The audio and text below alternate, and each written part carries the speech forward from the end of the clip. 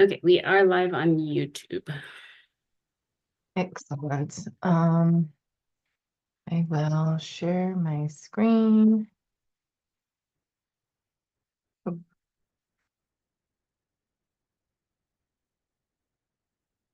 You-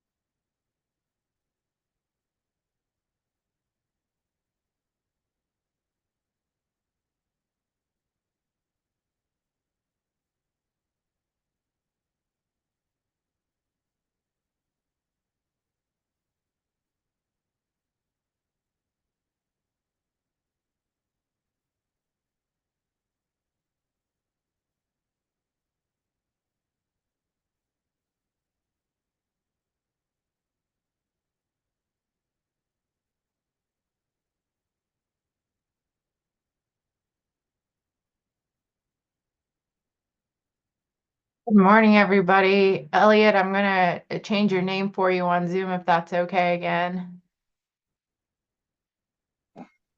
Yes, always okay. It doesn't like to remember who I am, does it? That's the downside of the Zoom shared accounts. Oh yeah. Oh, is it on my side with the Zoom account that I share with Daniela? There we go. Oh, there, it changed. Perfect. Okay. I think so. Well, I mean, I don't know. It could be on my side. Zoom's been a little tricky with me, so I'm pretty convinced that the Zoom overlords are being very personal about it. I'm pretty happy it's working because I'm actually down outside of Todos Santos on an off-grid property down in Baja, and I brought my Starlink for this just for this meeting, running it Oh, off a generator. you really should have offered to host. That was a little rude. Well, next time. Thank you. That sounds wonderful. I hope everyone else is enjoying the typical Oregon November day. We'll get started here in a couple minutes.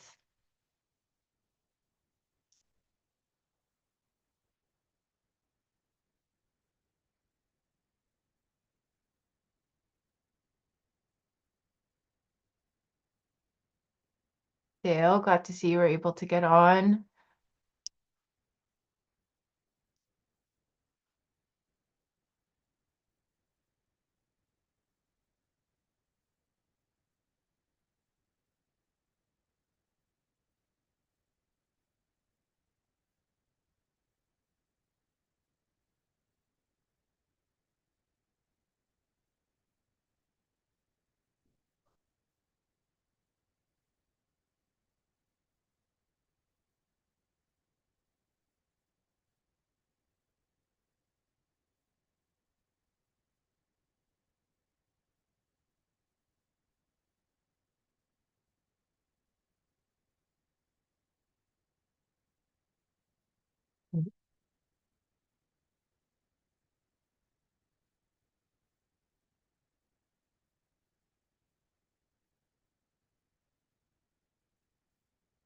Okay, we've got a few more people trickling. We'll give it a little under a minute and we can get started. I just want to make sure this phone number here, is that you, Scott?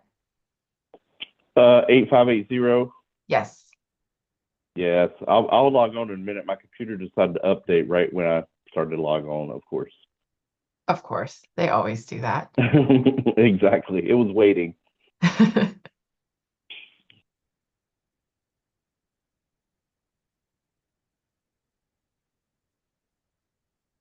Okay, well, let's get started. Can everyone see the screen, the meeting screen? See some nods. Okay, excellent. Katie is going to be host for this meeting and letting people in and out. And then, so if you type a question into the Q&A or if you send a chat directly to the host, I won't be able to see it. We may switch a little later on, but just for the sake of Zoom picking on me specifically, we're gonna see if we can be a little smoother this way. So let's begin.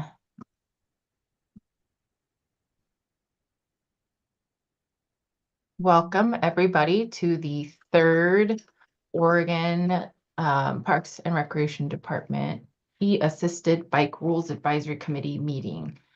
This will be a 2-hour meeting, and I do apologize. All of our meetings are starting right around 11 and going through the lunchtime. So if you need to take breaks, just let us know, a quick BRB in the chat, and then let us know when you are back, and we'll sally forth. Here's a quick recap again about the roster for this Rules Advisory Committee meeting, and I really appreciate everybody working with this large RAC. We typically don't have them this big, and today we have some additional subject matter experts from some of our federal land management partner agencies. And for those of you who are only able to join us on YouTube or are missing the meeting and will catch up with us next time, we have one more meeting left in December, and we will again have a 15-minute period to talk about some of the issues we covered today and be able to try and catch people up that way. And then since this is the third meeting and the meeting specifically is focused on the Ocean Shores rules, we will try to capture all of that today. And then our last meeting will cover some of the impact statements, and then we'll capture any parking lot topics that may have come up.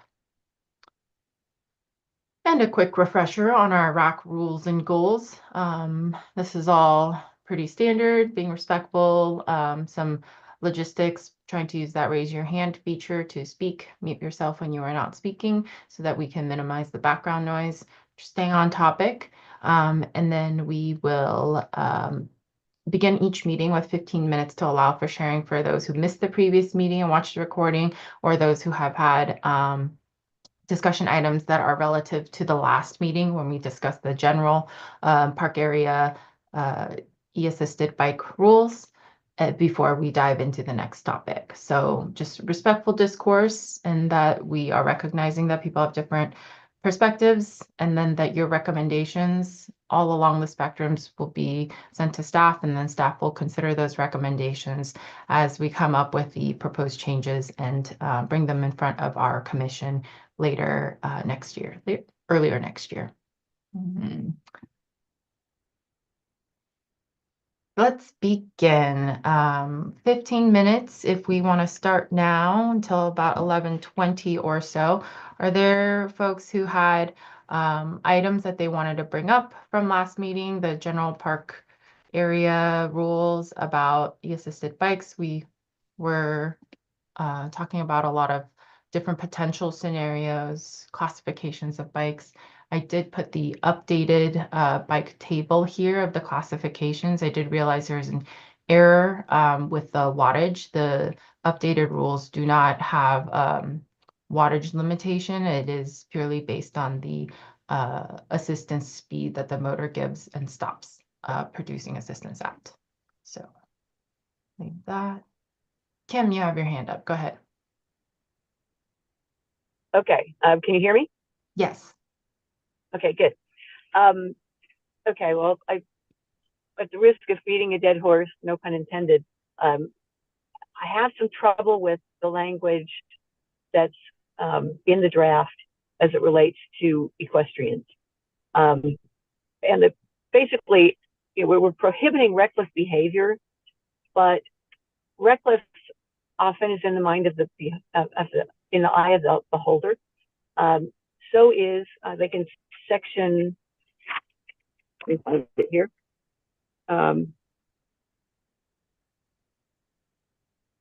Section 1, well, on page 4, it was item C, slowing down to safe passing speed. Safe passing speed is in the eye of the beholder, and we used to have a house at Black Butte Ranch, and the accepted protocol on the paved path there was you come up behind somebody and you shout out on your left, and you slow down a little and you go by them.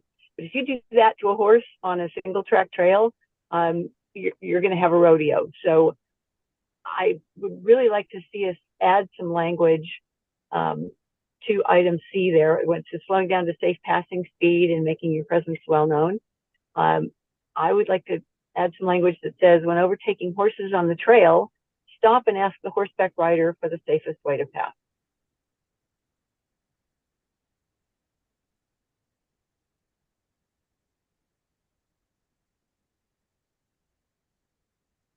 Thank you. I'm handwriting some notes, so Yeah. forgive me if I'm not Maybe when encountering horses on the trail rather than overtaking, because if you're coming from the front, you won't feel like you're overtaking. Or when passing horses on the trail, something like that. Thank you. Dale, go ahead. You have your hand up. Yeah, my comment to that and to the other rules that we're trying to establish here, I think I'm a fairly reasonable guy when it comes to riding my bike. And when I go out, I want to find out, okay, am I able to ride here or not? And if so, are there any restrictions on there? But I would bet that at least, I would bet 80% of the people, they just go out and they ride and they have no idea of how to react. You just mentioned saying on your left and slowing down, and that's in the eye of the beholder. But how do we get people to know what the rules are and to be able to teach them how to do the right thing, so to speak? We have a lot of things that we're trying to propose here, but that's all in folly if nobody knows what they are. Good point.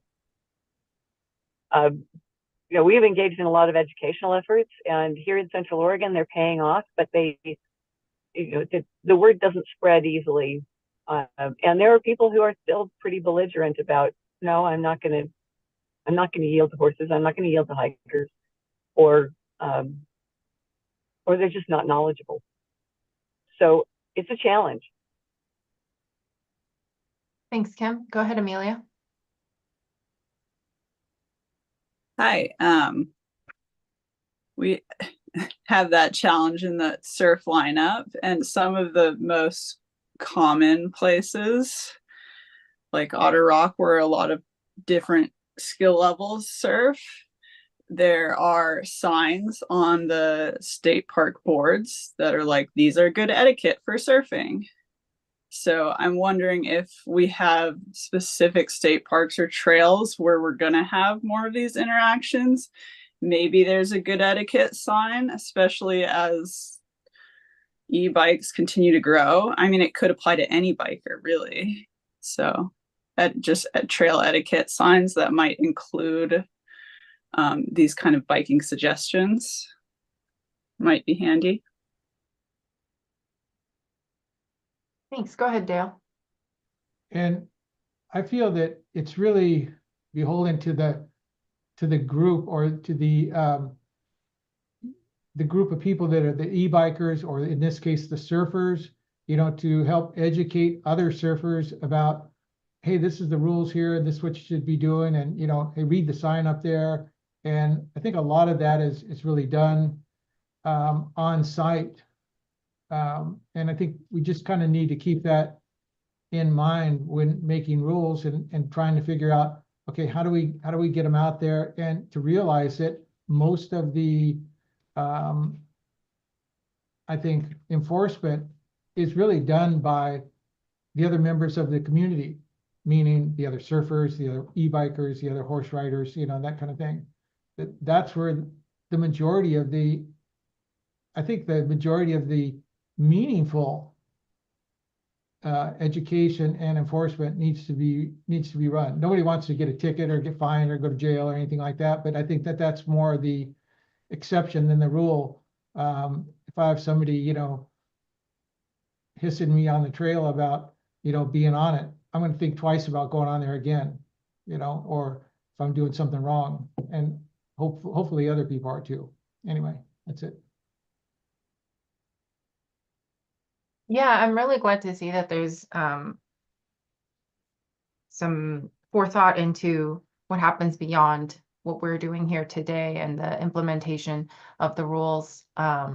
So part of the challenge for us as an agency, as we look to find the balancing rules that we need to, is also making sure that we can support the rules with reasonable and realistic implementation and education with the resources that we have. And that doesn't mean it's all on the park rangers themselves on the field and their boots on the ground, but also starting in different ways of outreach and communication from us, and really relying on our community partners to help do that.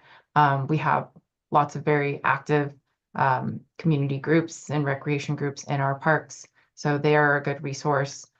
We have partnerships with local businesses that use the park properties for the running of their businesses. So they're also good resources. We have plans for putting together communication efforts around this rule in particular, and you'll see some more of that after the RAC concludes and we're able to put forth the proposed changes in front of the commission. And as those things come together, we'll be able to know more about what it is that we need to communicate and to who. And some of the feedback you guys are telling me now, I'm putting down, and it'll be really good for the fuller communications plan. So I really appreciate that. And then just for the next few minutes or so, is there anyone who missed the last meeting that has anything else to add to this conversation, or any other questions regarding what was covered at our RAC meeting number 2?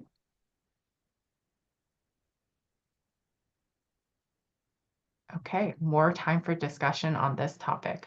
Katie, just a quick check. Are there any questions in the Q&A? No, there are no questions in chat. Okay. Excellent. Well, let's keep going then. And if we need to, we can save some time at the end as well. So with the meeting invite, I also included the Ocean Shores rules that we'll be discussing today. These are the current rules. There are no proposed changes on here yet. And we can go through the rules here, starting with section 30, where the definitions begin. And I will quickly read them out loud. I know this is a little bit painful, but as we get to places where people have questions or suggestions, we can stop and talk about that. So starting with definitions, for the purposes of this division, the definitions in ORS 358-905 and ORS 390-605 shall apply. In addition, the following definitions apply unless the context requires otherwise. 1. ATV means all-terrain vehicles as described and defined in OAR 736-04-015. ATV may also be referred to interchangeably as off-highway vehicle, OHV. Cobble means a rock fragment between about 2.5 inches and 10.2 inches wide, especially one that has been naturally rounded. Commission means the Oregon Parks and Recreation Commission. Department means the Oregon Parks and Recreation Department. Director means the director of the Oregon Parks and Recreation Department. Domestic animal means those animals whose food and shelter are provided by a human custodian. An Enforcement officer means a peace officer or park employee specifically designated by the director under ORS 390-050 to investigate observed or reported violations and to issue oral or written warnings or citations to enforce the Ocean Shore State Recreation Area rules. I am going to pause here because in reading this, I am very apologetic. I forgot that in our mention of the subject matter experts, we didn't do introduction of them. So a quick rewind. Trevor and Denise, can I get you guys to come off of mute and maybe have your cameras on to do a quick introduction? And again, I am so sorry. Let us know who you are with, what your specialty is, and what we hope to hear from you today. Sure, I can start. Hi, everyone. My name is Trevor Robinson. I'm the Recreation Program Manager with the Sayus Law National Forest. I'm based out of the Forest Headquarters office in Corvallis. And for folks who maybe aren't familiar with the Sayus Law, we manage about 630,000 acres of federal land in the Central Oregon Coast Range and coastal areas. I think for the purposes of this meeting, the interface that would be interface with the beach that would be of most interest to all of you is in the vicinity of Sand Lake, the Sutton Recreation Area north of Florence, and then the Oregon Dunes National Recreation Area between Florence and the north end of Coos Bay. And yeah, I'm here to give some additional insight as needed on how e-bikes come into play at that Forest Service OPRD connection point there in the beach area. And yeah, thanks for the invite and an opportunity to help you all with this process. Thank you. Thank you so much, Trevor. Your audio is a little bit soft. I'm not sure if that's on my end or not, but I just would ask you to double check that you have the mic that you want selected. And Denise? Oh. Hey everybody, I'm Denise McIntyre. I'm with the Coos Bay District as an outdoor recreation planner, and really I'm here listening. BLM put down a new e-bike rule, and I just want to see how you all are kind of moving forward and you know, as a multi-use agency, hearing what makes sense, concerns. So I'm really kind of listening in today, and that's kind of my role. Thank you. Thank you so much. Okay. Little whiplash, and let's get back to the rules. Again, my apologies on that I meant to do in the beginning. And reminded me when we're talking about enforcement officers, since we have different layers of enforcement and different land management agencies that are in charge in different areas. So that's not complicated at all. Okay, 8, Habitat Conservation Plan for Western Coastal Snowy Plovers is a multi-agency, multi-jurisdictional recovery effort for the Western Snowy Plover. The full text of the Habitat Conservation Plan for the Western Coastal Snowy Plovers is available from the State Parks and Recreation Department. 9, Handler means a person who brings a domestic animal onto the ocean shore, state recreation area. 10, Holdfast means the part of a seaweed by which it fastens to the surface on which it grows. 11, Marine Protected Area means any area of the marine environment within Oregon's territorial sea that has been reserved by the state to provide lasting protection for part or all of the natural and cultural resources in it. A marine protected area is an area established by the State Land Board and identified in OAR Chapter 141, Division 142. 12, Marine Reserve is an area within Oregon's territorial sea or adjacent rocky intertidal area that is protected from all extractive activities, including the removal or disturbance of living and non-living marine resources, except as necessary for monitoring or research to evaluate reserve condition, effectiveness, or impact of stressors. A marine reserve is an area established by the State Land Board and identified in OAR Chapter 141, Division 142. Motorized vehicle or device. So I think now we're kind of getting into where the electric assisted bicycles are going to come up. Means any self-propelled means moving on wheels, runners, tracks, or the like by which a person could travel or carry something, whether or not designed to exclusively transport or typically used on roads. This definition includes, but is not limited to, a motor vehicle as defined in ORS 825.059, motorized bicycles, motor scooters, ATVs, OHVs, recreational vehicles, trailers, and other mobile equipment. I'm just gonna pause here. Okay, we'll keep going. 14, natural product means living and non-living natural products on the ocean shore, including but not limited to marine plants, minerals, shells, rocks, and sand. 15, non-traditional park use means any organized activity, gathering, or use conducted in whole or in part within the boundaries of the Ocean Shore State Recreation Area that is not a recreational use allowed by the posted park regulations or permitted under the provisions of this rule or divisions 10, 15, 20, and which requires a special use permit under division 16.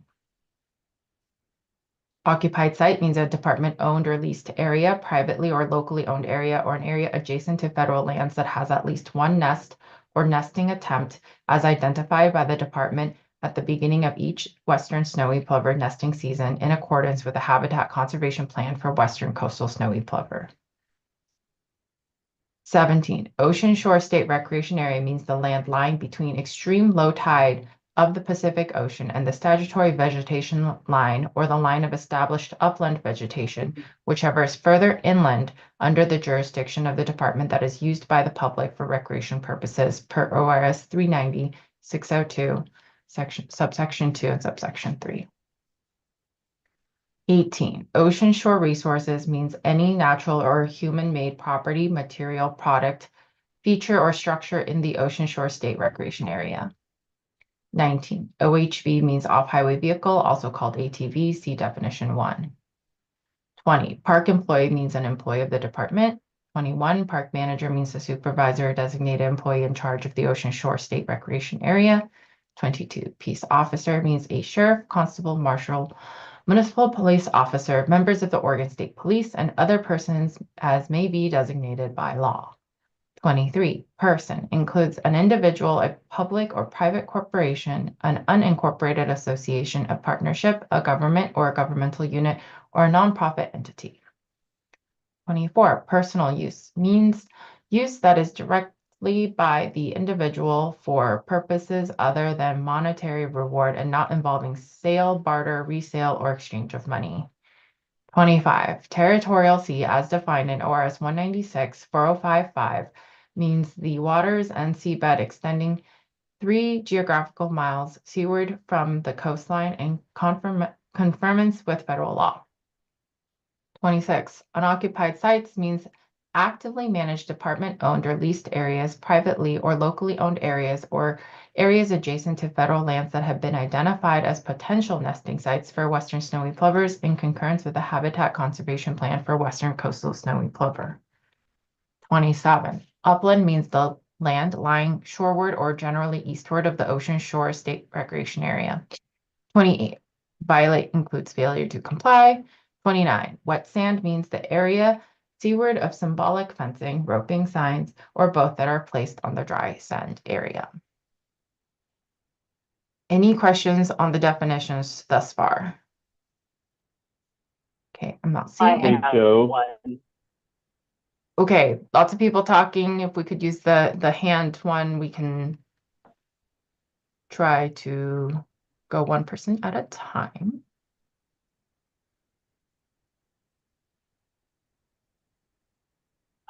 Sorry, Joe, I'm driving and can't get to my hand thing. So Oh, okay. Go ahead, there's Kim. several places in here talk about the Ocean Shore State Recreation Area, small letters, and it's not defined anywhere. I live in Inland Bend, so I had no idea what that term even meant. I had to look it up online. Do we want to have a definition of that? Or is it defined someplace other than where we're looking right now? Well, we have some folks who are in the meeting today that can help give a little bit more context around that. Laurel, can I pick on you to give a quick recap on what the Ocean Shore State Recreation Area is? Sure, Joe. It is defined in item 17 of the definitions as the land line between the extreme low water of the Pacific Ocean and the statutory vegetation line, or the line of established upland vegetation, whichever is further inland. And so that is defined in this section of rule and by statute. So I can put the I'm statute. sorry, I missed It's it. okay. It's okay. Yeah, it's sort of complicated too. And it's also defined in statute. Great, thank you. It's a little harder when you're driving, so Kim, do be careful. We appreciate you being able to follow along with us, but Well, I just pulled in my garage, so I'm good now. Thank you. okay, good. Gonna make me a little anxious. So, since Oregon's beaches are public and OPRD as an agency is charged with the management of many parts of the coast. The Ocean Shore State Recreation Area is sort of our general term that we use when we refer to our coastal management. And I know not everybody on this meeting is in the coastal area, so hopefully that helps clarify. Are there any other questions thus far before we move into the section that talks about the non-motorized vehicles? Go ahead, Scott. I was going to say a few of those definitions have changed a little bit from our regular OAR or our park area rule book.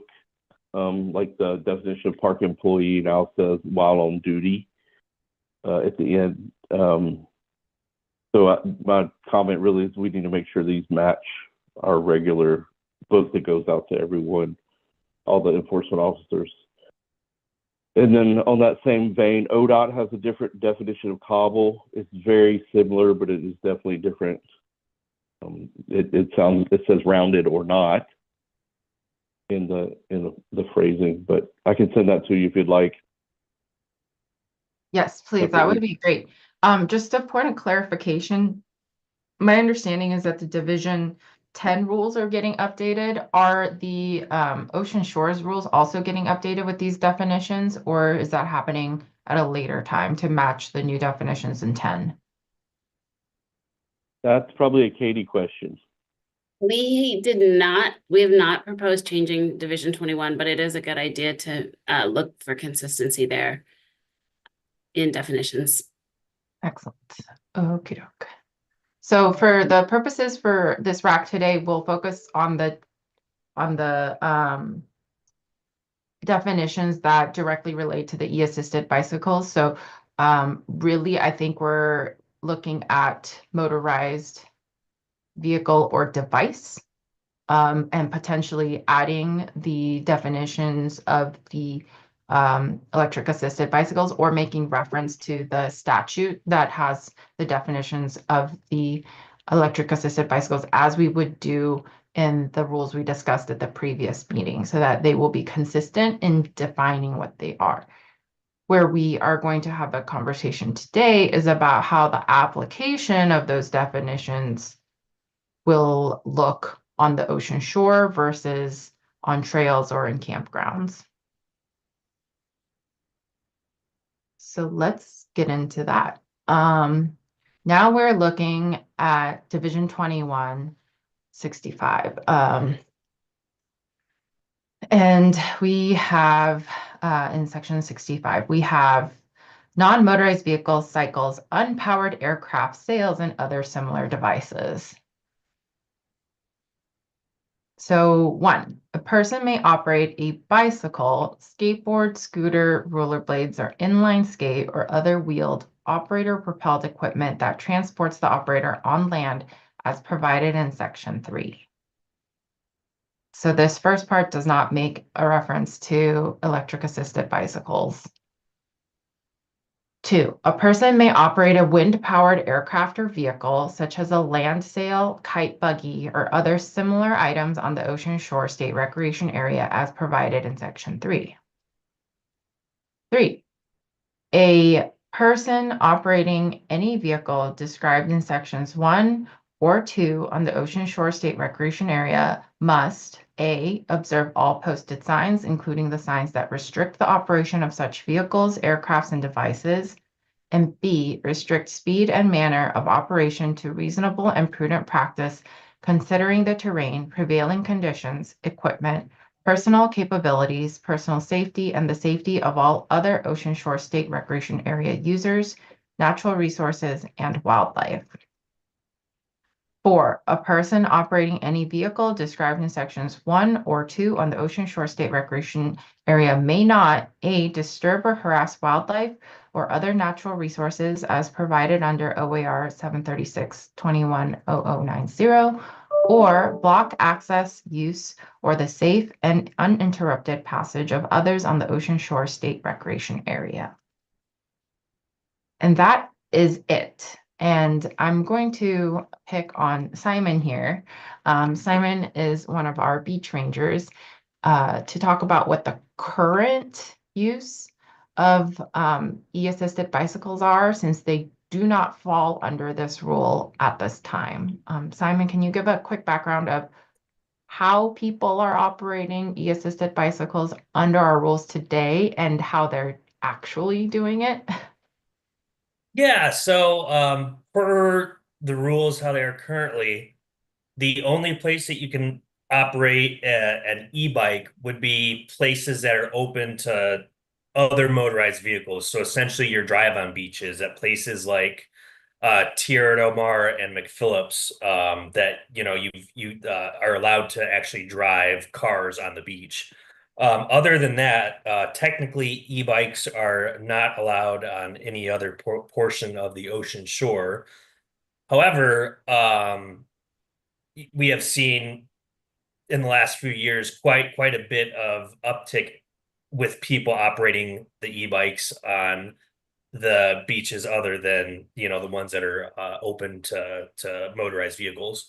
And so that obviously comes with its fair share of enforcement challenges and things like that, because oftentimes we've got so much other stuff going on the beach that the e-bikes driving down the beach, just they're not a high priority ticket item for us. It's just we've got too much to deal with out there. So that's how we're dealing with it currently. A lot of times, I've gone out and made contacts with e-bikes before that are operating on beaches that technically they're not allowed on. I just ask them to, hey, make sure that you're operating in a safe way, just according to the prevailing conditions and stuff like that. And I explain to them the rules as they are, but also just give those safety tips and stuff like that as well. It's just it's just not enough. That's not a high enough thing in our radar for us to consistently enforce right now. Thanks, Simon. Cool. Laurel, you have your hand up? I was just going to point out that Simon might want to make a clarification about certain areas within his management area where that would be an exception. Like snowy plover management areas, Simon? Yes, snowy plover management areas, that is an exception. Regular bikes aren't allowed to even operate in the snowy plover management areas. So if I do see, those bikes or e-bikes or, anything like that in the plover area, that's an actual contact that I'll make, and, I'll ask them to leave the snowy plover management area and do a bit of education on that. But that's definitely more of a priority for us if they are operating in the snowy plover management areas. Thanks, Laurel. Yeah, so for the sake of folks, Dale, I see your hand up, but I'm gonna we'll get to you in a second.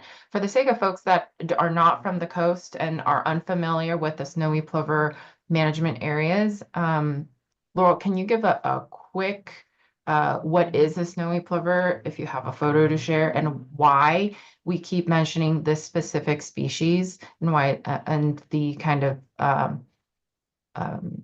cooperation that we have with other land management agencies? Sure. we don't have a slide or anything with photos, so I don't know. I can put the link in the chat with information on our website that has a map and lots of information, but like high level overview is that the Western snowy plover is a federally and state listed species on the Endangered Species Act, and we have a habitat conservation plan with the Fish and Wildlife Service to help manage Oregon's beaches so that they're available for the listed species, but also for people recreating. So there's a balance, and the HCP that allows for recreational uses on certain beaches and certain activities that were deemed especially threatening to plovers to be restricted seasonally during their nesting season on those. Yep, that's the website. I can put the link in the chat afterwards, but there's a map showing all the designated sites and their current management. And if you're interested, you can go and sort of do a deep dive into the habitat conservation plan that's on there. And if anybody wants to chat with me individually, feel free to reach out after this meeting for more information. Thank you. Yeah, sorry to put you on the spot, but I think it's just good background for folks to have. There's just seasonal restrictions, not just for eco-assisted bicycles, but regular bikes as well, dogs. And it's one of the few areas that even ADA protections for dogs don't allow dogs in these restricted areas during the nesting seasons. We have really good relationships with the Forest Service and the BLM and other local management to help enforce the management areas. So we'll dive back into the rules. Dale, thanks for being patient. Go ahead. Yeah, I just had a question on the snowy plover that you might be able to clarify for me. I live between two of those areas in Florence, and we always see the signs go up, early in the year and then stay up till sometime in September. I don't know the exact date, but and usually they're cordoned off somewhat. And if an area is cordoned off, it's usually up in the areas where the vegetation is. So is the area between where the low tide mark and the cordon off open or closed? That's a great question, Dale. I think we might have chatted about this on the phone a while ago. But for the good of everybody else that's on the call, no, that's the only place that we can put the signs because, as you know, the Pacific Ocean moves and there are lots of tidal variations in the day, seasonally, day to day, annually. So those signs are placed in a position that, Simon knows this every year, he puts his signage up before March 15th and they have to be, modified based on the prevailing conditions at that time of the year and they have to get moved around. So in a lot of those places, those places that you're mentioning are in the Florence area managed by one of our partner agencies that's on the phone today, the Forest Service, and they put up the signs on their federal lands, which are the areas above the high tide line. And we put the signs up on areas adjacent to our property. But you can't put them on the wet sand because then they'd all wash away and become marine debris. So those are meant to sort of indicate. So the answer to your question is if it is a designated snowy plover area during the season, which is March 15th through September 15th, then that whole beach is closed to bikes, including non-motorized and motorized and e-bikes. And there are other limitations to recreation use on those areas as well. Okay, thanks. Okay, we see a hand up from Tom, but there's also a question in the chat. So let me get to Kim's question and then we'll jump to you, Tom. What is the reason that e-bikes are currently banned from the beach but allowed on wide trails? That's a good question. This takes us back to the last time that the e-assisted bike rules were visited, and during that rule process, the proposed rules were not adopted by the commission when they were last proposed. And as far as I know, that 8 foot was a compromise in that trail discussion, and that not allowing e-bikes in non-motorized areas, but in motorized areas was the compromise on the beach there. If there's anyone else with that knowledge, I see Laurel, you're nodding. Can you add to that? I was just gonna say, if Katie's on the call, she was in charge of that rulemaking. I mean, I was helping with the rulemaking advisory committee at the time in whatever year that was, 2016 or 18. I can't remember, sorry. But at the time, we went to rulemaking and opened both sections of the rule, the Division 21 and the Division 10 rules. But the feedback that we received during the public comment period, and Katie can speak more to that, but I believe it was not in favor of opening generally the rest of the beaches to e-bikes. Thanks. Katie, Yeah. is there anything Yeah. else? So yes, we did not, the thing is, we didn't make any changes to the rules. So the commission considered the proposed changes and chose not to adopt them. So the rules just specifically don't say anything about e-bikes on the ocean shore. Therefore, they've been allowed in motorized sections. But no rules were adopted at the time that we adopted the rules for the park area rules. So the Division 10 rules were adopted and the Division 21 rules were not adopted at the time based on the types of comments that we received. Thank you. That clarifies and corrects my earlier assumption. So I appreciate that. Tom, you've been patient. Go ahead. Well, two questions now. First of all, when you say that e-bikes are not allowed, or vehicles aren't allowed, you're talking about the general use for vehicles, or because, as you know, people with disabilities get special use permits to drive on the beach. So can you ride e-bikes on those special use permit areas? My understanding, and Simon and any of the other enforcement folks on the call can correct me if I'm wrong, is you can get the special use permit for ADA use of e-devices that help for your mobility reasons, but it does require that permit. So it's outside of this sort of general rule here. Okay, my second question, Simon, is directed towards you. So for large events like the Bike Fest in Cannon Beach, it's been going on for a couple of years and is continually getting a little bit bigger each year. They have organized rides on the beach, including e-assisted bicycles. Do they get a special permit for having that organized event for people to ride their e-bikes on the beach? How does that work? So for large events like that, typically there would be a special use permit that they would have to apply to. And I assume the one in Cannon Beach does have that permit. That's not in my management unit, but maybe Laurel or somebody else that's involved with that permit process would be able to speak to that. But for example, we've got a surf competition that happens every year at Cape Canaveral, but that's a required special use permit. Weddings, for the most part, technically have to have a special use permit. So I think the parameters there is if it's over 50 people gathering, if it will have, like sound systems, or if we were erecting like any kind of structure like a pergola or stuff like that. So there are typically those requirements for special use permits for those big events like that go through OPRD. Does that answer your question?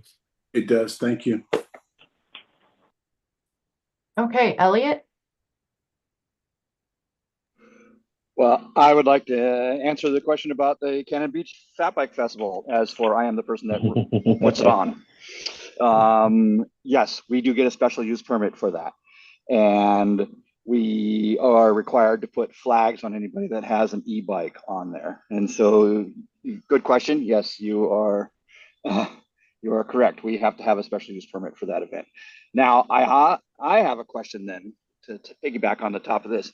With the change of the definition of a motorized vehicle saying self-propelled vehicle, wouldn't that make a class 1 and class 3 e-bike legal on the beach?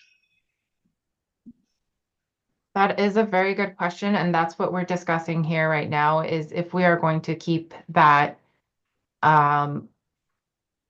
definition from Division 10 over to Division 21, and with those same definitions, if we are considering e-assisted bicycles, would that change the entire definition as it stands right now? And if it does, if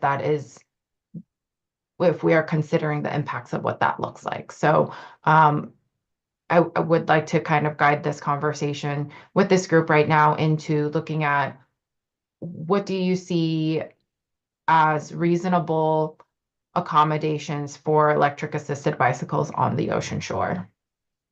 If we should keep it as it is now, where they are only allowed where cars are driven, and other motorized vehicles are allowed, or if we are looking at allowing class 1s, class 1s, 2s, class 3s, all of them, or if there are restrictions that we need to consider, and if there are differences in the use of e-assisted bicycles on the ocean shore versus in rural areas and otherwise. Simon, go ahead. Yeah, I just wanted to make a point of clarification real quick. The people that applied for the e-bikes for the disability use, they are required to have a flag as well. And to my knowledge, there's only been a handful of people that have applied for that permit, but it seems to work really well. Specifically, most of them are at Bay Ocean. So I just wanted to kind of share that like personal experience too. Thanks. Can you tell us a little bit more about the flagging, why we require that, and what that does?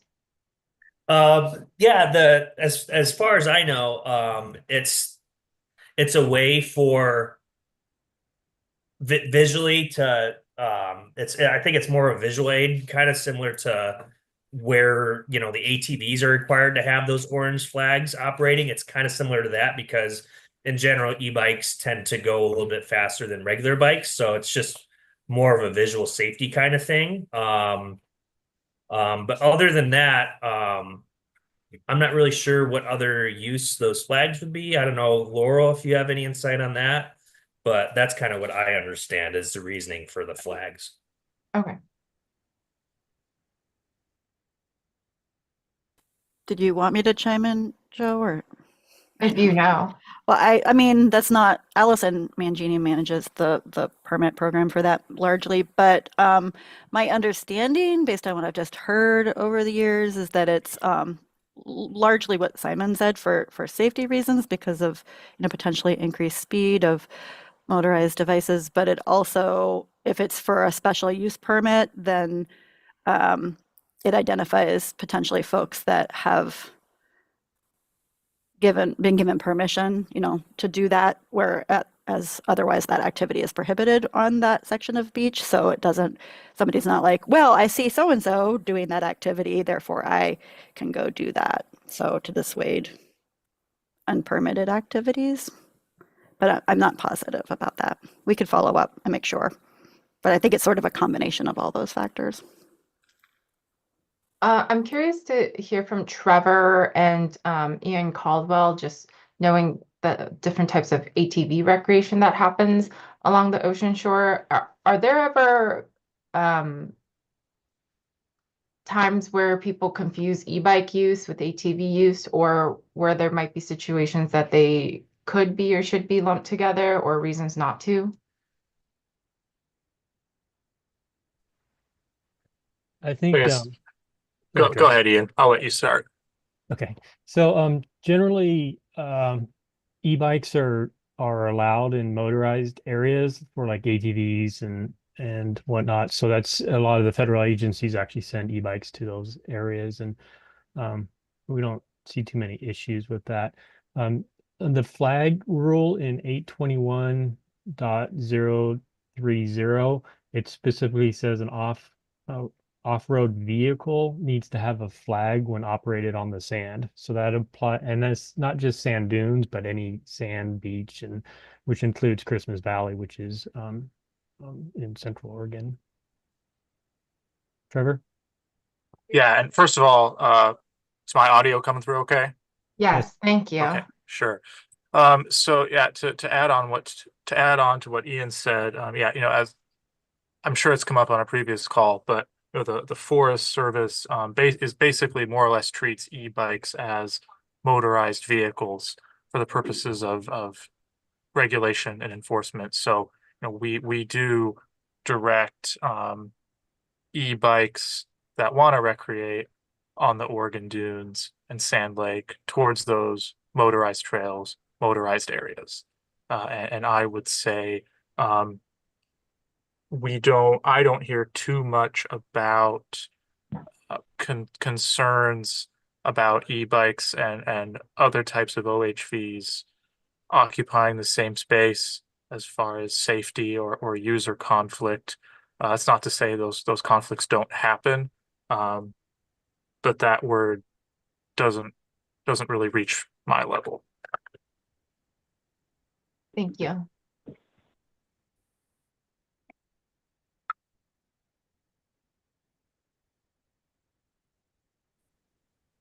So, oh, go ahead, Elliot.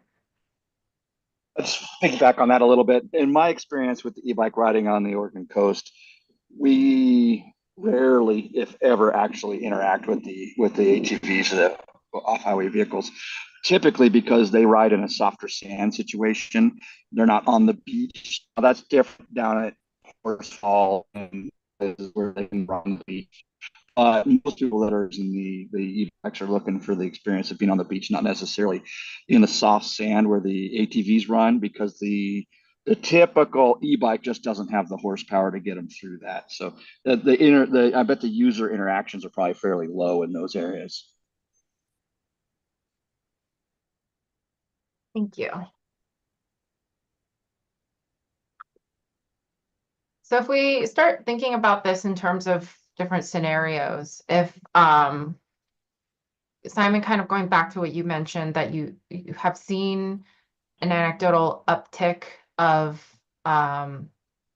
use from other beach rangers have also been saying that they've seen an anecdotal uptick of e-bike use on the beach, and they're not always permitted, but we try to relay safe riding conditions and explain the rules.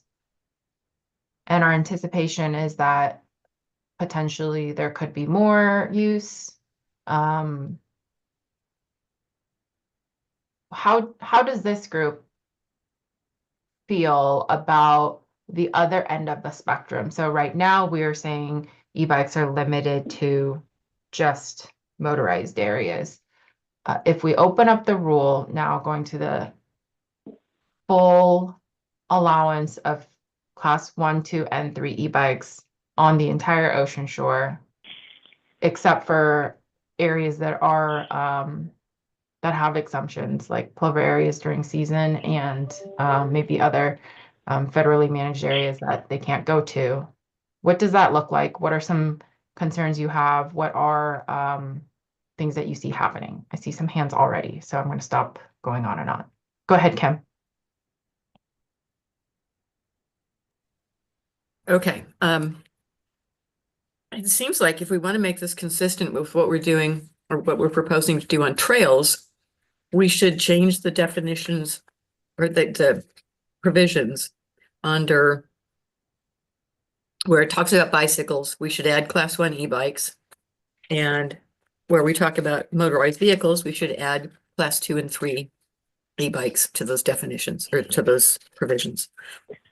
That might not float with this group, but if I throw it out there, then we have something to react to. Thank you for throwing something out there. Go ahead, Dale. Yeah, it's just quickly on the classification. We're already stuck on those. I think those are pretty much locked in. I'll be on notice saying I don't really agree with them, because I don't, if I see somebody on an e-bike, I don't go up to them and say, hey, what class is your e-bike? You know, I want to find out, you know, what it's going to do, you know, how far they can go, where they're going to ride with it, those types of things, not really the classification of it. If somebody has a underpowered e-bike, they're not going to be riding in the sand dunes or on the beach or anything like that. And usually somebody that might have a excuse me, like a fat tire e-bike, it's probably not going to be one to ride around on the streets or any of the narrow trails that are around. So it's really the e-bikes are really designed to be use specific. So when we talk about e-bikes and what are on there, really the only thing that I need to know as far as the e-bike is, does it have functioning pedals? If it doesn't, then it's an e-motorcycle.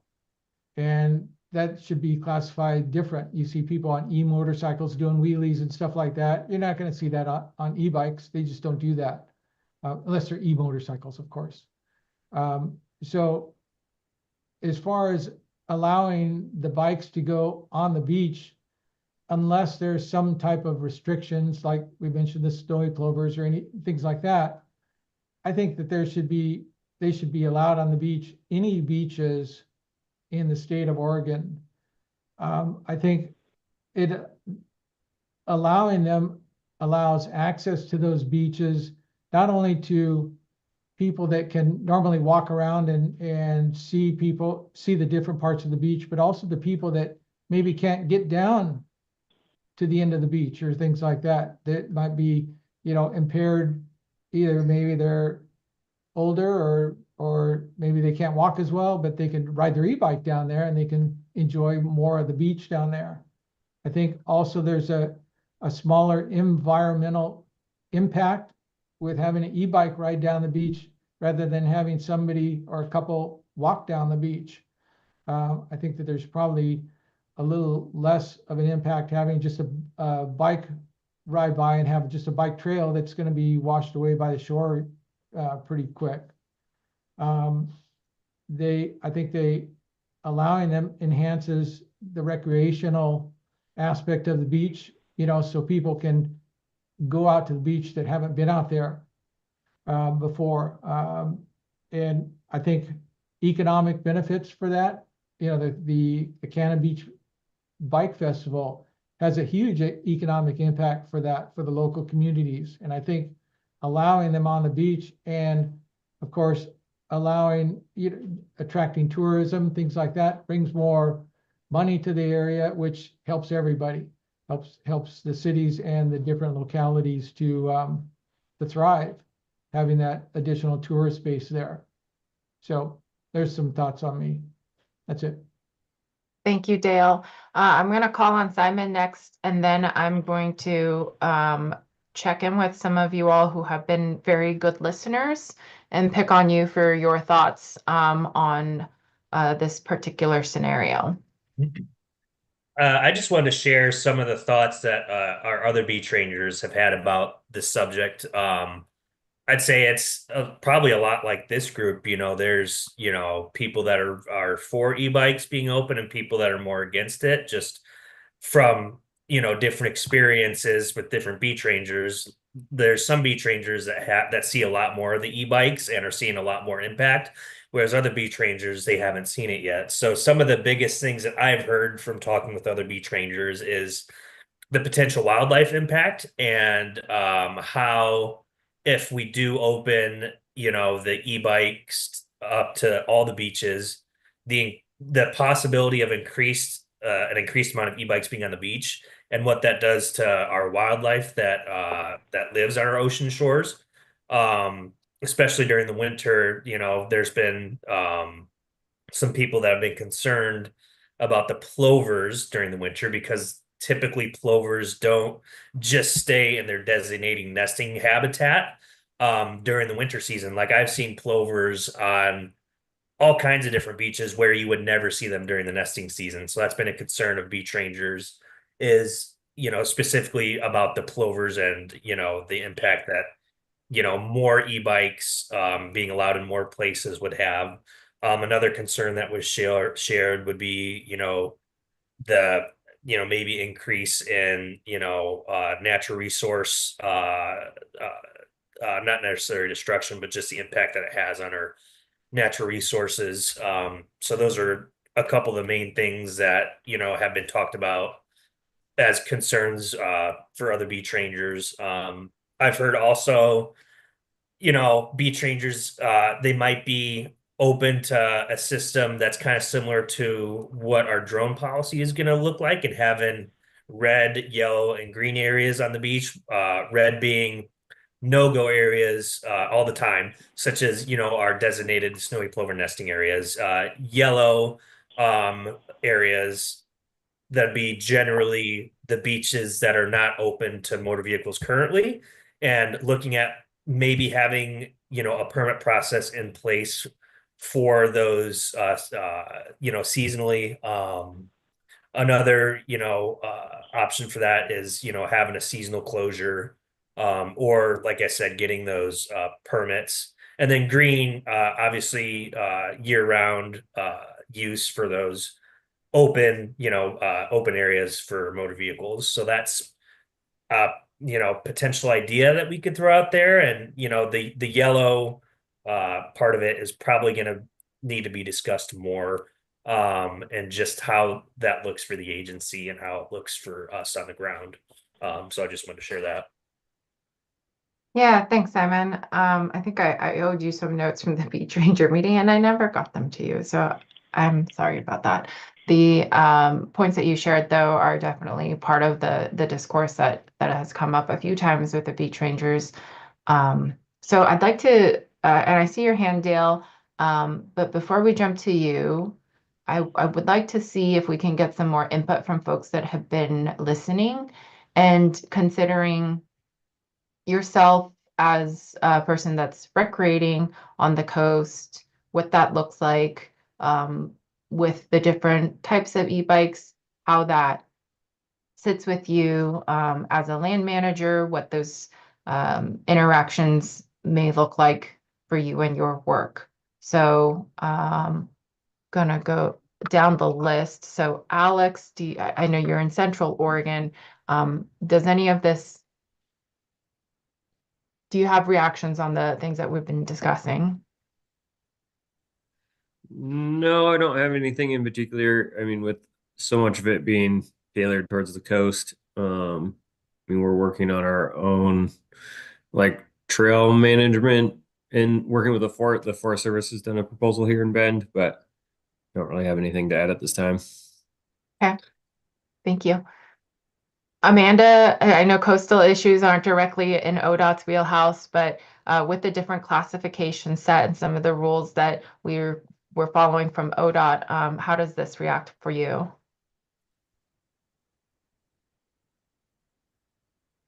Hi, sorry. Could you summarize? I'm sorry. What? Restate the question. With the different classifications, I think a lot of our questions right now are, where can bikes go on the coast and what type of bikes? Does ODOT have concerns with the different classifications of bikes? Do you foresee that changing anytime in the future? Are there ways maybe like we don't know about that we could help identify these things quicker, or okay, any other sort of related classification issues? I mean, I do think, and this I think came up when we were talking about the classifications earlier this year and during the legislative session. I think doing enforcement by classifications is difficult for some of the reasons that I have heard. I mean, other people state that it's not always obvious, or it's often not obvious exactly what type of device or what classification someone's riding just by like visually looking at it. I don't know that I could say I anticipate it changing, like the classifications changing anytime soon, given that it was just adopted this year. I do think that's something that could be on the table, and that's something that's been sort of potentially discussed, is having a broad umbrella of micromobility devices that would be more inclusive of, rather than having like defining just e-bikes, you know, and then classifications, and then we have a definition for e-scooters and all this kind of stuff, having kind of an umbrella definition that may make doing some rule setting a little bit more streamlined in terms of like devices that fall under this category, where they can and can't go. So I guess those would just be things that I think could be worth considering. And I think there's been some thinking around like doing more enforcement and regulation related to speed rather than classification. That's, you know, possibly an easier thing, and it's a little bit potentially it's clearer from an enforcement standpoint how to enforce on speed than it is on classification. Thanks. You know, that brings up a good point about speed. There are speed rules for motor vehicles, but our rangers don't have radar guns. We don't enforce on speed. So I'm actually going to pick on Lieutenant Hastenkamp, since you are located on the coast and are a peace officer. You know, what does potentially opening up for all classes of e-bikes on the coast look like for your duties, as well as interacting with enforcement officers on our end? Well, I think for the North Coast, like the Clatsop beach that's mostly open to motorized traffic, it wouldn't be problematic because it already happens. But as I kind of worked my way south, I started thinking about other areas like the beach in front of Seaside, which is closed to motorized traffic, but you know, maybe that's an okay place to have electric bicycles. And then, you know, I work my way farther south and I think of all the little neat individual ocean shorelines and how different each one is. And so I want to be careful with saying, yeah, you know, e-bike should be able to be used anywhere on the shoreline, because some of them, just on how they look and the primary use and the visitor use on them, it just varies so much. And I think of like Short Sands or Falcon Cove that's in Oswald West. Short of riding your bicycle down the path, there's just not a lot of people riding bikes down in there. It's a beach for foot traffic and surfers. So I guess I don't want to hang my hat on one way or the other, like fully open or fully closed, but I do see a need for some consideration on individual sites. Kind of a unique one here on the Clatsop beaches, if anybody's familiar with it, is you travel south to Gearhart, there's a sign that's planted in the sand that basically restricts motorized traffic south into what you'd consider Gearhart, but part of the shoreline. But it's the same beach characteristics as it is to the north. And it's just kind of a situation of maybe an area like that should be open to all classes of e-bikes. But a place like I had mentioned in Oswald West, no. I mean, those are just kind of my thoughts on it. And like I think Amanda had mentioned just before me, I really, from an enforcement standpoint, I think it should be something very simple, like and maybe reckless isn't the right defined term to use, but something like that that's easily defined, where a police officer or a park person can interpret what the behavior is and then take reasonable enforcement based on that. Thank you. I'm going to pause from picking on people, and Dale, we go to you and then to John. Thanks. I had two things actually came up since I was thinking here. As far as enforcement, I wrote up some terms the other day, and I thought it could be enforced. Is the rider going too fast or out of control for the circumstance? Is the rider creating a hazard to others and making creating a public nuisance or hazard the offense? Just maybe some other thoughts there. And we were talking back earlier about having some type of pass or registration or something like that to be able to ride on the beach. Is that similar to a parking pass that you'd buy every year, or your kayak pass that you buy every year? Is that kind of what you're referring to there? And if so, can we see some type of low income discount or senior discount on those things as well? I think that those people, if we're going to implement something like that, that they need to kind of get a break on it. Anyway, that's thoughts. Thanks. Thank you. Go ahead, John. Hey, sorry I got in late here. I just kind of concur a little bit with what Amanda was saying, and I think, you know, both Dale and Andy are alluding to, is kind of trying to figure out how to curb improper use with some other action outside of just, you know, banning or not permitting certain types of e-bikes. And partially, I don't think there's an issue with what we would have classified for the 3 classifications of e-bikes, right? So class 1, class 2, class 3.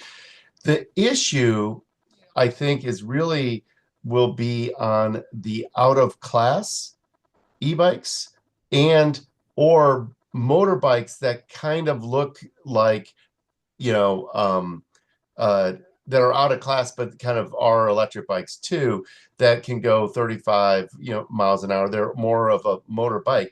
Now, when I say out of class, you can buy some of these e-bikes and then change it in the software for it to go faster. And some of these bikes actually even look like a motorcycle bike. They have that kind of vibe and feel, fat tires. They look like almost like a motorcycle a little bit.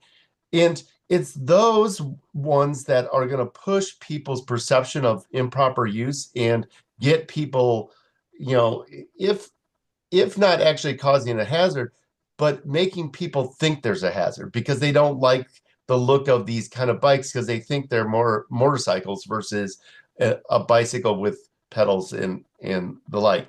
So that said, we're seeing more of those coming into the space and creating more kind of both perceived conflict, but actual conflicts. So, you know, how do you bar that from happening? It's going to be difficult. I mean, other than saying, hey, no motor, nothing with a motor on these places, you're basically, I think, really kind of talking about speed or, you know, use as a reckless, you know, activity. Now, I feel bad for the individual has to enforce that and make that determination, and you know that's I guess what you all are paid for, and that's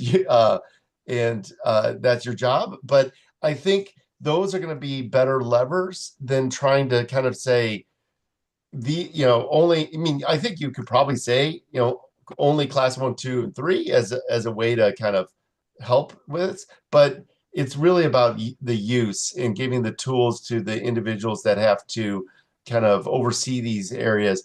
Are they being properly used or not? But I'll stop there. Sorry.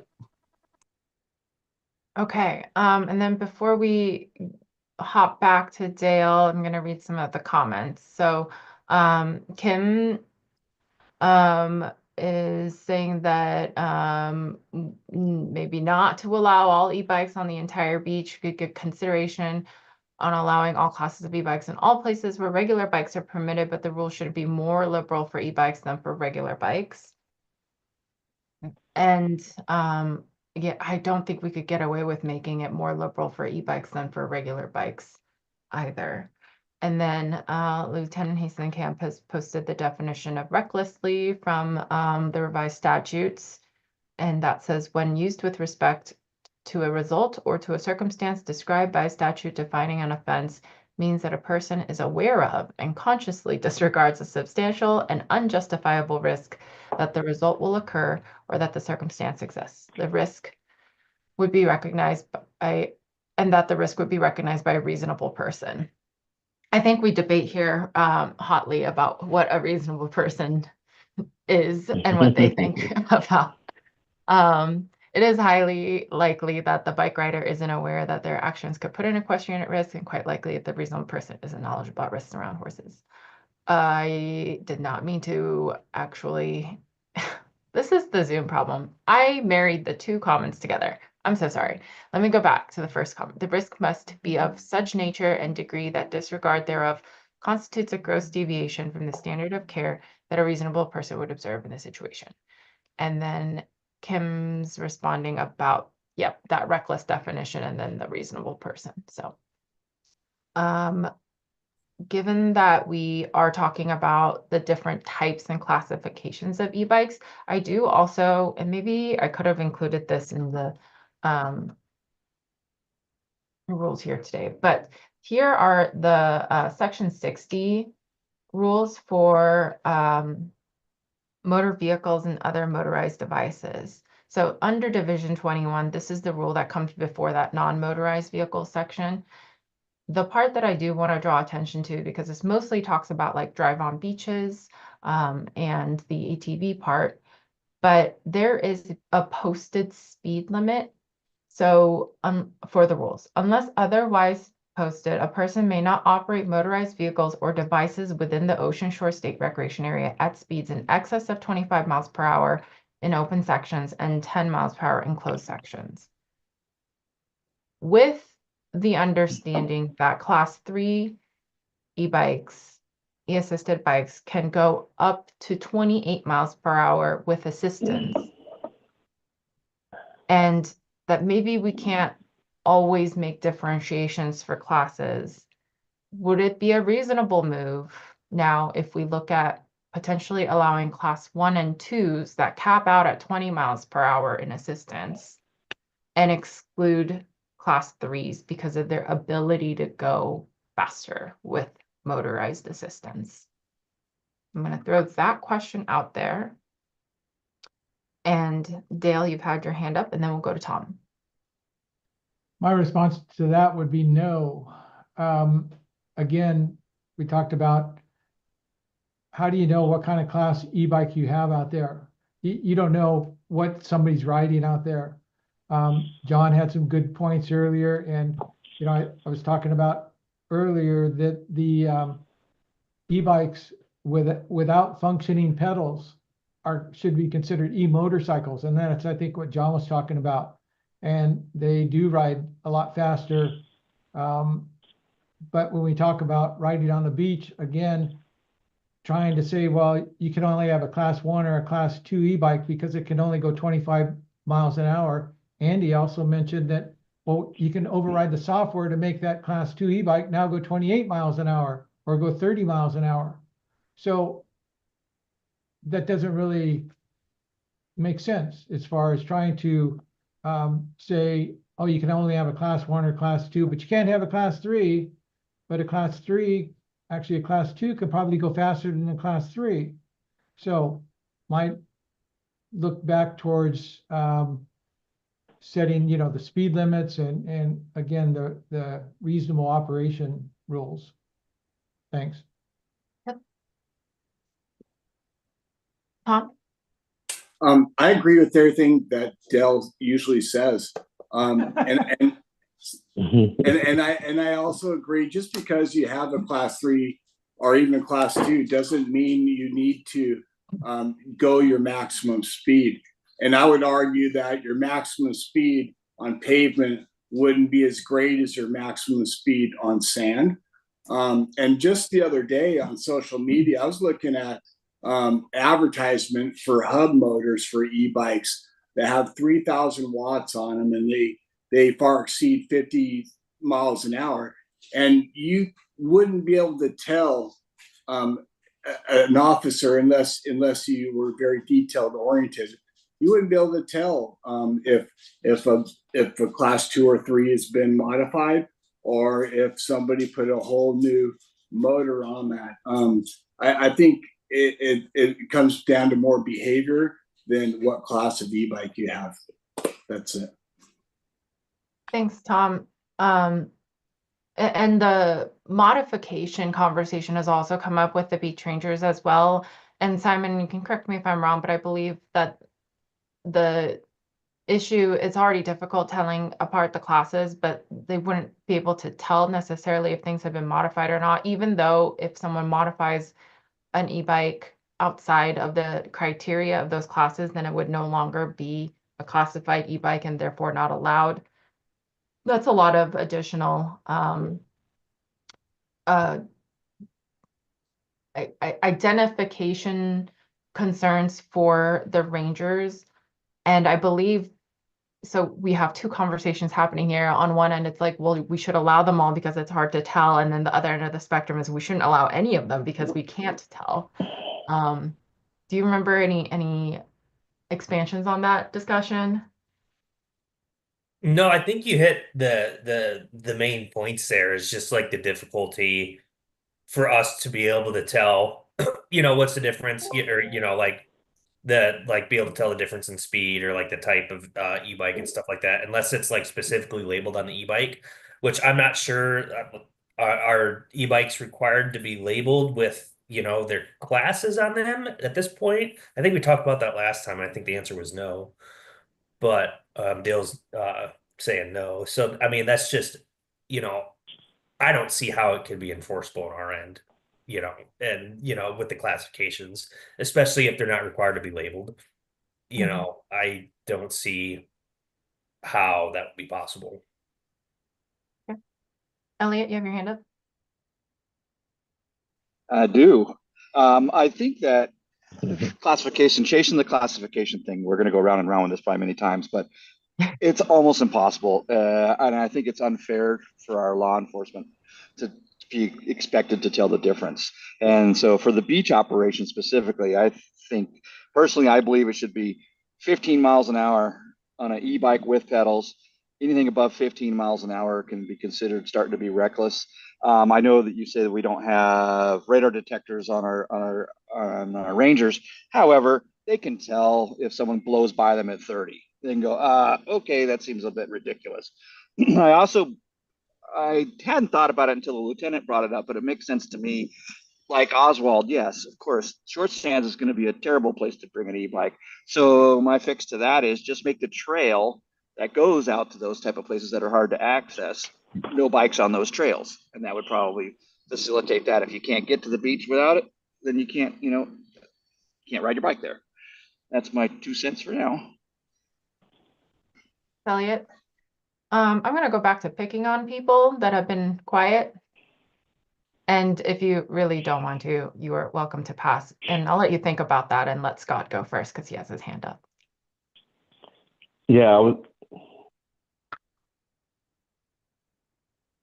can you hear me now, Joe? Yep. Okay, perfect. So I was going to say, yeah, you can kind of generally tell when someone's speeding, but that definitely doesn't hold up in court without a traffic or measurement device like radar or something. So the just visual gut feeling doesn't work if we write a citation. Thanks, Scott.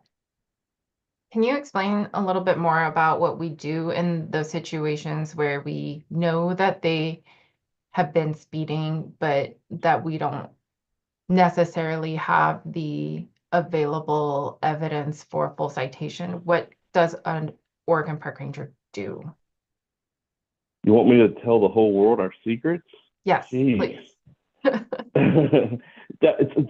Well, because we don't have radar or similar device, we would probably try to find something else to write the citation for.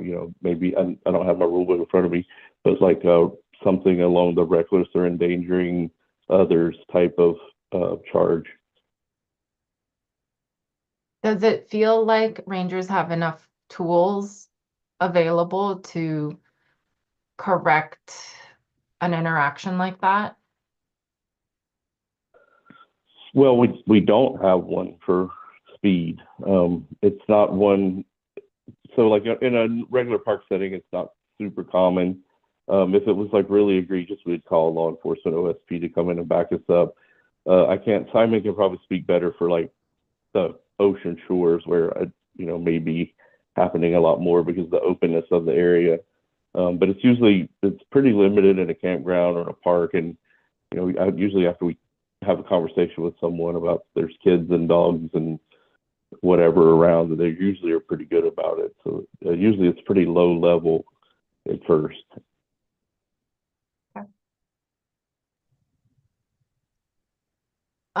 Chris Vogel, I was wondering with ODF and W, you're another state agency. How does the e-assisted bicycle use opening up impact ODF and W or any concerns about natural resources that you may have? Yeah, thanks. Well, just to start off, yeah, so ODFW, at least for our owned lands, our managed lands, our wildlife areas, so we classify e-bikes because they have a motor, so they're restricted for motorized areas only for a variety of reasons, which I won't get into. And I think you had an earlier question, do I foresee that changing or has this topic come up? It has come up, but do I foresee it changing? Probably not in the immediate future, but certainly as more and more folks get into the technology, we may be pressed to go there. Just like in generally, the research isn't really there in terms of impacts of e-bikes necessarily to wildlife. So it's hard to like put science behind it, but I think it's pretty obvious, and we found it with other areas as we're working with like the Mount Hood National Forest. This is a new user group, and so that you're having more users in a confined space. So there's going to be impacts both to the resource and to wildlife. So it's those cumulative impacts we're looking at, and what we're trying to do is have folks really think about timing, think about when those resources are the most limited. So a lot of times, nesting season, obviously, but in the wintertime. And also thinking about like certain species, which again, we don't have the most data for, but there has been some data about like mountain bike use around like elk and deer.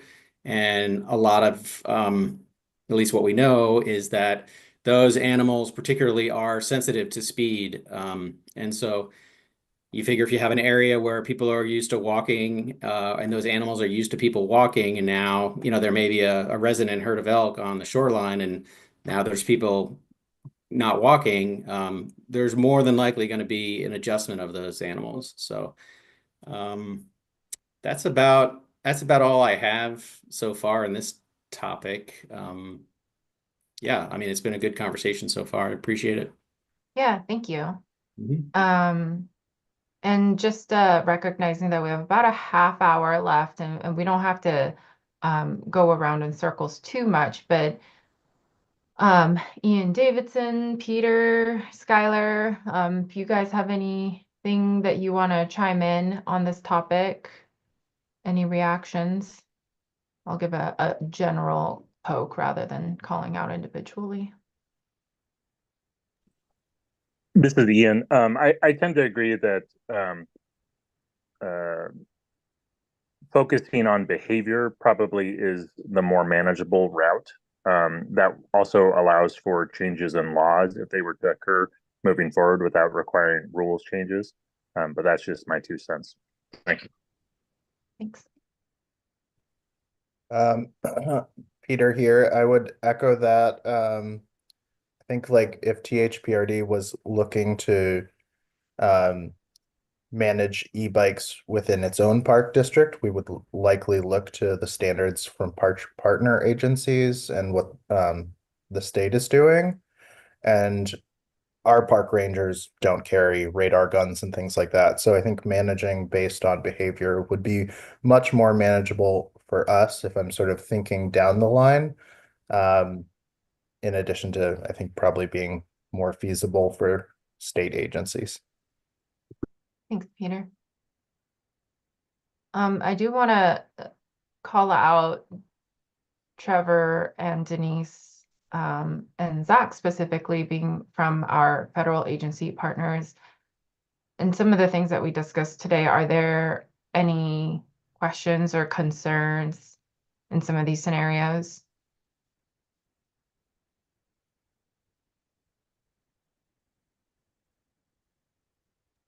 Hi, this is Denise. Yeah, well, I don't really have concerns. I'll just echo the same. You know, the federal beyond, we'll see how our state partners are acting. We're the same. We currently, unless it's Hey, changed Denise, by, we have a hard time hearing you. If you could speak closer to the microphone.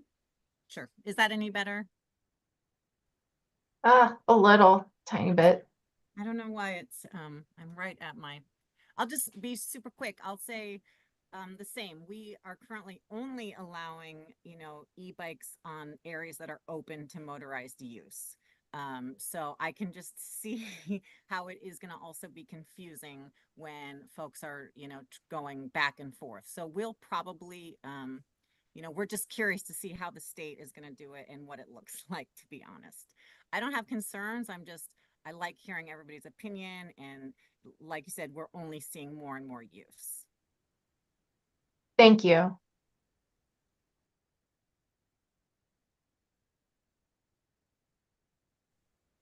And I'll just quickly add on that I could see opportunities or areas of confusion in situations where we have folks coming off a Forest Service access point that's maybe non-motorized. But if the e-bikes, if the Ocean Shores e-bike rules were to differentiate based on e-bike class, that could definitely create some communication challenges for our visitors if they're moving in between the beach in an area that's open to e-bikes back onto a federal area that is still considered not motorized. So that's a challenge that we would need to navigate together if that was the direction that this group went. Thanks, Trevor. Go ahead, Amelia. Hi, yeah, I just had a few random thoughts from the recreation perspective. I spoke to a variety of different recreational users, and people have seen e-bikes using the beaches, even though they're not really supposed to. But I think the signing's kind of confusing now, so they don't know if they can or can't use the beaches, and they haven't really had any negative interfaces. Everybody's been very respectful that was on e-bikes, and I have to preface that with saying there was not many interactions at all. Maybe like one guy on an e-bike. We're not talking about like California and some areas. I mean, you look down the beach and you might see 20 to 30 e-bikes. So very different perspective there. As far as maximizing recreation, I think if we were going to extend access for e-bikes, since it sounds like it's very complicated to either measure speed or determine exactly which class any bike fits into, I liked the idea that both Andy's and Elliot had, where it would go beach by beach. Because personally, from a recreation perspective, I see some beaches as their value is more scenic wilderness. And by allowing a bunch of motorized bikes or devices of whatever sort, you might reduce that value and reduce overall recreational use of that area, given that it's more kind of a wilderness wildlife value, while other beaches might be much less impacted. You might see an increase in recreational use by allowing e-bikes on them. But I think it would make sense if we were considering adding spaces to go beach by beach, and then to limit via trail access, like Elliot was saying. I think that's the only thing that makes sense, is just having a sign at the trailheads. Because even now, when I ask people, nobody actually knew if e-bikes were allowed on beaches or not, because they see the driving signs just say vehicles. So nobody I talked to seemed to know the difference. And then I guess real quickly from the wildlife side, I mean, marine mammals and any migratory seabirds are already federally protected, so they kind of fall under those behavioral rules, which I think makes sense anywhere any recreation is allowed. It makes sense to manage via behavior. If somebody's behaving well, that's great. But if they're restricting other people's ability to recreate or enjoy recreation, then I'm hoping that the park manager would step in there. And then with the snowy plovers, I guess so people who aren't familiar with them, it's helpful to know that their behavior, unfortunately, especially off breeding season, they rely on camouflage.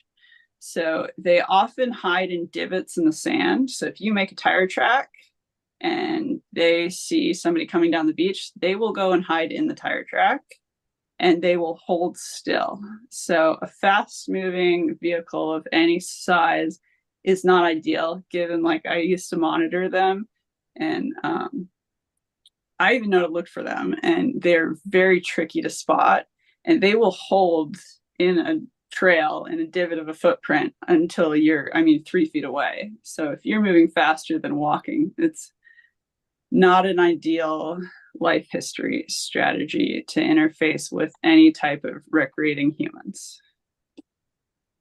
Yeah, those are all my thoughts. Thanks. Thanks for sharing, Amelia. That reminds me of a slide Laurel shares sometimes that has a picture of what you think is just sand, but apparently there are 3 or 4 plovers in that photo. So their camouflage game is very, very good. And like you said, not super effective when something is coming at them quickly. Okay, well, these are all really good discussions here. I think what I will do is I will add that section 60, the motorized vehicle rule, into the Word document. And then I'll go back and add our notes from the discussion today in and send it back to all of you. I know we're not all agreeing on everything. It seems like there's a lot of agreement on a few things, and there's a lot of differences in opinion and other things, and that's okay. And we'll put that all down on paper.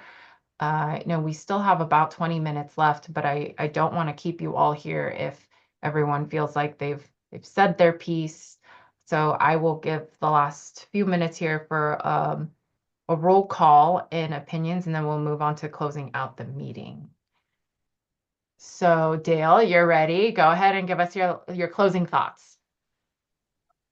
I had a question with regards to enforcing bad behavior.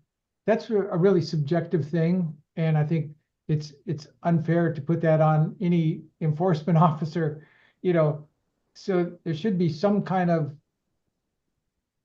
measure to that. And I don't really know what that is offhand, but I just wanted to raise my hand on that point and reach out to the enforcement people and say, sorry. That's it. Thanks, Dale. I think on behalf of other regulatory agencies too, we would also love if people had a base understanding of good versus bad behavior and appreciate those who can visit the lands that we manage and help everyone have a good time, a good, safe time. So we'll leave that there. There's not a great answer for what is or is not bad behavior, but we try to develop rules that balance the need for conservation of all of our resources and our special places, along with the management and accessibility to public lands and ability for people to equitably recreate where they can. And that can be hard. And sometimes there's things that we fight within bad behavior that includes a whole range of things. But instead of diving into that, let's move on. Does anyone have any other closing remarks, questions? Laurel, go ahead. It's not a closing remark. It's sort of a question for the e-bike users on this meeting. I've heard most of the use occurs on the wet sand but you have to use the dry sand, because most of the conflicts with the natural resources are, not all, but a lot of them are in the dry sand areas adjacent to wet sands areas. But I've heard most of the activity occurs in the wet sand because it's hard packed, it's easier. Does anybody have an estimate of, is there of percentage that might, is there any type of e-bike user that's using the dry sand, or are those pretty much not the three classes of e-bikes? Is that more the, the other types that would be modified e-bikes or e-motorcycles or the things that don't have pedals? Or can anybody explain, because I think that some of the conflict that'll come up period is that, perception of damage to natural resources, not just snowy plovers, but we have threatened and endangered plants on the dry sand. We have other wildlife. Just trying to better understand that from a resource management perspective is how much of that use is actually happening solely on the wet sand with the exception of the access to it from the dry sand. Does anybody want to speak to that? Just because I don't think we've talked about that. It's very sort of unique to the ocean shore because it's not a trail. It's a open area with lots of diversity and wildlife, natural resources, features, rocks, rocky intertidal areas, that I'm just trying to get a better handle of the potential conflicts. Those are good questions. It looks like Elliot and then Dale. I can try to answer a few of those. I have personally ridden a fat bike on about 80% of the Oregon shore, looking at doing fat bike festivals, stuff like that. And mostly it's kind of almost impossible to ride your e-bike on the soft sand. Not saying that someone doesn't have a modified e-bike out there or something that could do it, but typically people access, and we're probably talking a huge portion of the people are going to be accessing at a fairly large spot to get on and off the beach, like at Agate Beach, where there's the Agate Beach turnaround. People go on there because e-bikes are somewhat, typically they're not looking at the more aggressive trails to get on there. And I personally have tried in South Beach to ride in kind of the four dune type stuff on the e-bike. It just doesn't do it. Like I said, now there's probably someone out there with a modified super machine that can handle it. So the conflicts up in the soft sand, I don't see really ever materializing. And that being said, sometimes even on the hard sand, the sand can change with its viscosity due to the moisture content in it. And as you're riding down, it'll change to where it's not even that great sometimes. In that hard sand, you got to move up and down the shore a little bit to find the perfect sand. That's my part. And then that's my closing speech. Thanks, Elliot. Thanks, everybody. Go ahead, Dale. Go ahead, Elliot. You can finish up. Nope, sorry. I was forgetting to turn the sign off. Thank you. Go ahead, Dale. Yeah, I think even though there's a lot of people in the state, it's not that big of an issue having e-bikes on the beach because, for one, I think Elliot mentioned, riding in the sand. Most e-bikes are not going to ride in the soft sand. They're going to try to get out of it as quick as they can and go down to something hard. If they don't have a, let me call it a specialized bike, meaning something with fatter tires, they're not even going to be on the beach that long because they're just not going to be able to ride on the beach unless they have something with a fatter tires. And generally those are class 2 e-bikes. So riding along there, are they going to ride in the sand? No. So that's it. Thanks. Yeah, and Laurel, I think part of that too is as we're having some of these conversations across the state, I realize when we say e-bikes, some people assume e-bikes means these like class 1, class 2, class 3 e-assisted bicycles, and other people think e-bikes also include electric motorcycles. So there's a difference in perception of what an e-bike is. And I think that's part of the implementation that we have to be aware of and how we communicate and educate what we consider an e-bike and where e-assisted bicycles are allowed and where e-motorcycles are allowed and why those are different. And I think maybe the use when we do that implementation is going to be a little bit tricky, but that's kind of on us to help educate and everybody as part of this RAC to help us get the word out. I don't know if that answered all of your questions. Oh, go ahead. I don't know that there are answers to all of my questions, but but I've heard both things from this group is that we want to not have any classifications defined in rules, to the other spectrum of we're just talking about the definition of an e-assisted bike. So one of the three classes. So I think, some clarity on that for the group would be helpful.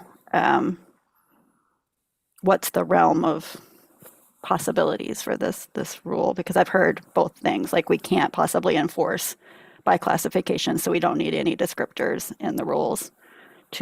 We need it to be very specific and potentially defined by even beach segment. So I don't know, it'll be interesting. Yes. I believe that because there is a difference in understanding what an e-bike is, we are going to have to include the e-bikes in our rule and potentially either put the classifications in our rules or at least, the very least, make the reference to the statute that has the classifications on there. It's important when we do the communication that we communicate that any modifications to your bicycle that allows it outside of these classifications means it is no longer any one of those three classifications. They will not be recognized as an e-assisted bicycle under our definitions. So that may not determine 1, 2, 3 specific specifications, but it will say what is or isn't an e-bike. I'm hearing both things right now from the group. When I put the notes together and send it out, we'll have it a little bit more visual. And then when we get to the staff recommendation part, we'll have some more debates about what is or isn't in the realm of possibilities.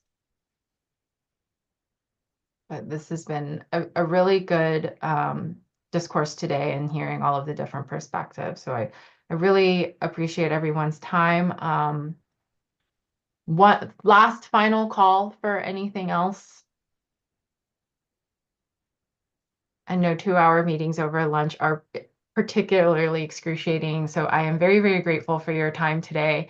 And in the last 2 meetings, we have one more coming up and we can all celebrate. It's only 1 hour long and it will be limited to 15 more minutes of discussions on what we talked about here today. And then we'll move on to the impact statements. There'll be a financial impact statement and then an equity impact statement. And then we'll close it out and I will send out all of the final notes after that meeting and then keep you all apprised as we kind of move on through the process internally with our staff and then towards a commission meeting. So we're going to end a little early today. Thank you very much. And if you have any questions, you know how to reach me. Thanks, Joe. Goodbye.